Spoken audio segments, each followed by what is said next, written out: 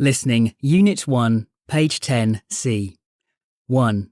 Where did the woman meet her cousin? Did you remember to go to the library yesterday? I did, but I was late because I saw my cousin before I got there. Yes, she told me. She said she met you in the car park on her way to the supermarket. That's right. Of course, she had to show me her new car. 2. Who does the man's niece take after? So you finally met your niece yesterday. Who did she take after?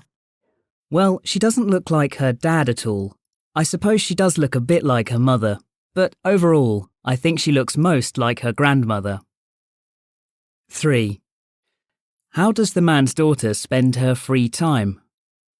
I think my daughter should spend a bit more time outside. She could be riding her bicycle or something. Well, at least she's doing something creative. Practicing the violin is much better than just sitting watching TV. You're right, but sometimes I want a little peace and quiet.